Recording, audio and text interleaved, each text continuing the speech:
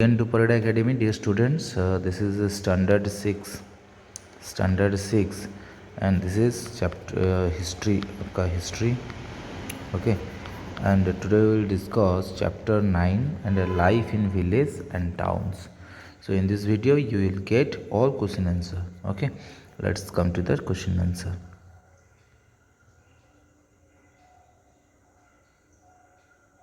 So first question is, in North India, the landless workers were called Dasa Karmakara. Dasa and Karmakara. Dasa Karmakara. Question number 2. The use of this metal lead to greater agricultural production. It is iron. Then question number 3.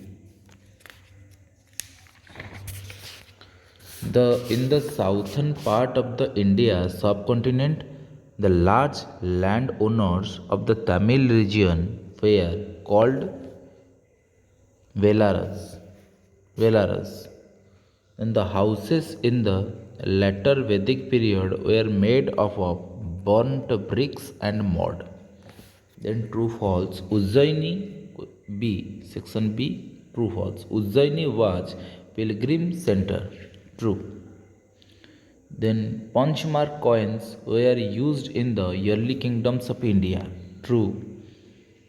Then the 3 number coin maintaining was a popular occupation of this period. True. Mathura was a town of multiple activities. True. Arikamendu was a center of trade with the Greek Empire. False. Then next C. Question C. Very short answer type question. Name the different type of towns of the later Vedic period and give one example of each. So the different type of towns of later Vedic period are following: administrative towns, Sarvasti and Madurai. Trading towns, Sopra and Broch, Barakuch. Religion town, Madurai and Mathura. Question number 2. How did iron tool help in how did an iron tool help in agricultural growth? So iron tools helped in agricultural growth as it became easier to dig and cultivate soil with them. Some of the iron tools such as iron sickles, hoes, axes, spades help to increase agricultural growth. Okay. Question number 3. What were ring wells? Wells that were used for drainage were called ring wells. Ring wells. So write down the divisions in village society in North India. The village society in North India was divided into landowners, craftsmen, artisan, and dasas or karmakaras.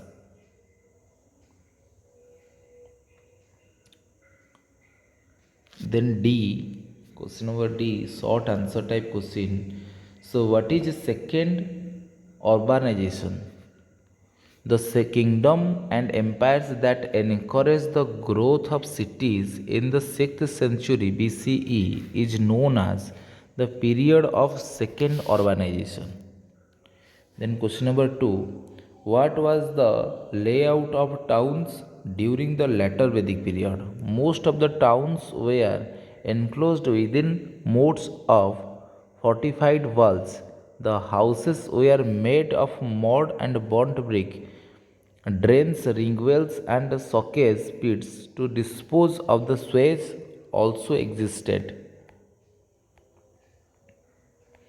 Then question number 3, development of trade. Write two development in trade during the later Vedic period. So first is trade was promoted by rulers to yield more revenue. Second, trade was carried out both inland and overseas. Then question number 4. What are the factors which lead to the emergence of towns and cities.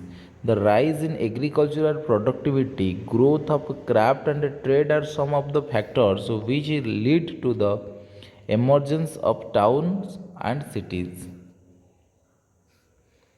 Then E, long answer type question. This is a long answer type question. First question is, what are the factors that help to increase the production of agriculture?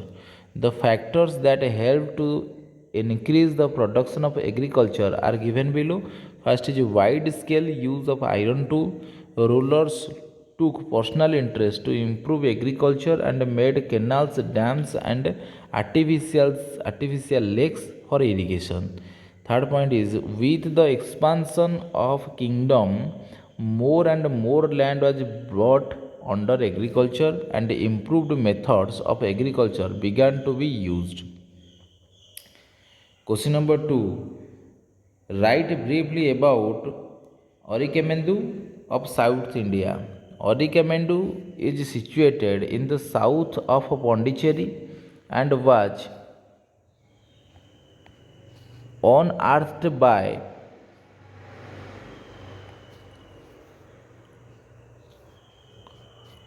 Sir Mortimer Wheeler in 1940s.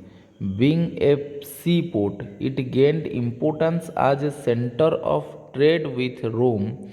The major item of export from here included textile, beads, semi-precious stones, glass shells, bangles, etc. Then question number 3.